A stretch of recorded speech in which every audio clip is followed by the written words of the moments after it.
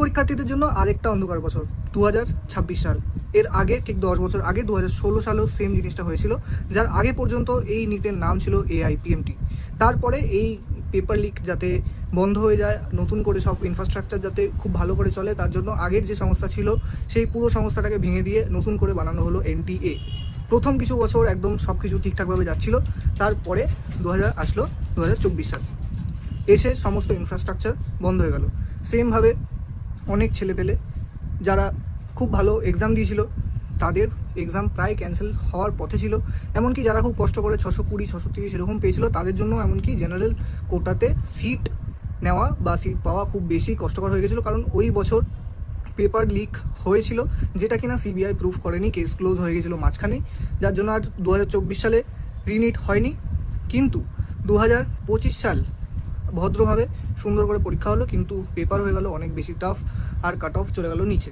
ঠিক আছে, মানলাম অনেক বছর ধরে কাট অফ হাই যাচ্ছিল, কমানো দরকার ছিল, ঠিক আছে, মেনে নেওয়া গেল। কিন্তু 2026 সাল এক বছর পরে আবার সেই পেপার লিক, সেই ক্যান্সেলেশন অফ দ্য এক্সামিনেশান, সেই আগের মতো অবস্থা। তা আগে যে AIPMT যে সংস্থাটা করাতো তার মধ্যে আর এনটির মধ্যে পার্থক্যটা কোথায় রইলো? হাজার হাজার ছেলে পেলে, ভবিষ্যৎ, সময়, টাকা পয়সা সব কিছুই নষ্ট।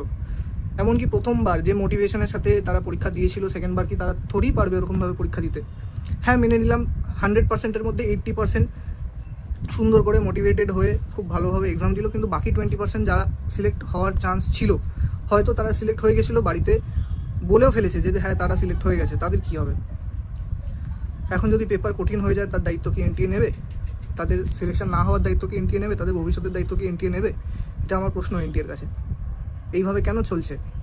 যেই তো একই NTA করায়, তাহলে তাদের ক্ষেত্রে কেন হয় না? সেটা তো কম্পিউটার বেসড এক্সাম বলে, আর এটা যেহেতু অন পেপার ফিজিক্যাল এক্সাম হচ্ছে, তাই জন্য লিক হওয়া একদম খুব খারাপ জিনিস। আর NTA এটাও বলছে যে এটা কোনো স্কুল এক্সাম না, অথচ সে স্কুল এক্সামের থেকেও খারাপ অবস্থায় এই এক্সামিনেশন হচ্ছে, পেপার লিক হচ্ছে।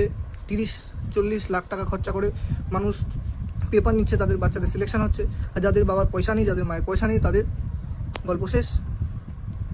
এইভাবে চলতে থাকলে ইন্ডিয়া কয়েকদিন পরেই বা কয়েক বছর পরের মধ্যেই হয়তো অনেক বেশি খারাপ জায়গায় চলে যাবে, শিক্ষা খুব খারাপ পজিশনে চলে যাবে।